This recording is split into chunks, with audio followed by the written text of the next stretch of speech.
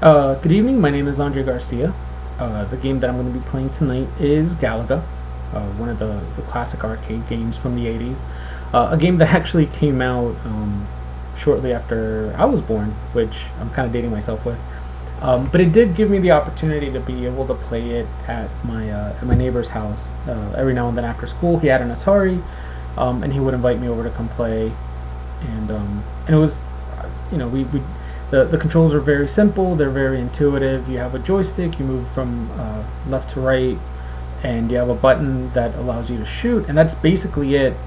It's kind of deceptive in its simplicity, and I think that's one of the reasons why the game itself has sort of endured, at least for me, and I think for a fair amount of the audience, considering that it's kind of hard to go to. To an arcade nowadays and not see at least one Galaga machine. So, in any case, like I said, the gameplay is pretty simple. You move side to side to shoot these alien bugs, which I think was a remarkably inspired choice at the time. I think most people have a sort of inherent dislike of bugs around them, and the way that the game presents them certainly reflects that. They sort of come out in these little swarms, and just when you think they're still, they actually start moving, and they come towards you. They don't move in straight lines. They very literally have a beeline, so sometimes it's hard to predict where they're going to be, which of course reflects how bugs move in real life. So I think that the people who crafted the game were able to oh, there goes my ship. We're able to tap into a sort of inherent knowledge base, because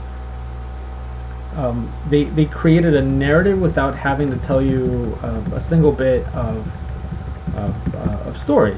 Hey, these are bugs. They're annoying. We don't like bugs. Yay! Now there's two of me. And I guess just like in real life, eventually, if you cancel out that bug by yourself, you get somebody to come help you. So in any case. The background of the game itself is pretty simple. You have these little blinking lights that represent stars. They actually seem to work in two different layers of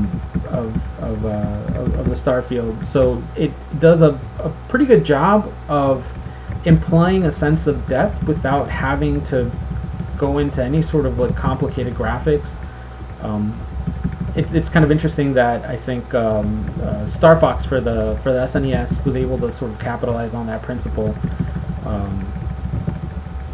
years later. Probably about 13 years or so after this game came out. They still had just the blinking lights just coming at you, and it did a good job of implying a sense of depth.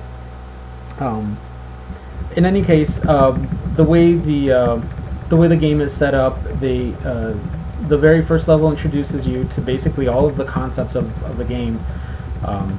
They're going to come out. They're going to form up into a little formation, very similar to Space Invaders. They line up at the top. They move side to side, and even though they're easy targets, your inability to fire more than a couple of shots at a time is going to create a time clock for you. Eventually, if you don't shoot them efficiently, they build up, and when they start moving forward to swarm you, it becomes very difficult to be able to fight them off successfully. Eventually, they start changing up the formations. They break the patterns that they get you used to. For example, usually they come out, do a little spin, go up to the top. Sometimes in later games, they'll come out, do a little spin, and then immediately come towards you. Again, you don't expect it. You lose a life. And it's interesting because it teaches you to learn the patterns, but it also teaches you to be aware enough to know that at any given time the patterns that you're relying on will break.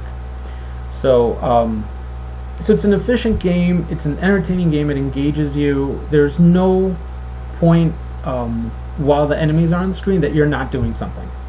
Everything's completely under your control, despite the fact that it's kind of a real game. And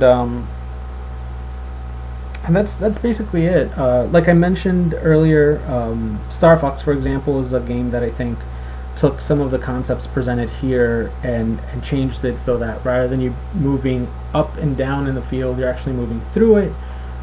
Visually very appealing, but still sort of works on the same basis. Instead of being two-dimensional, it's now three-dimensional.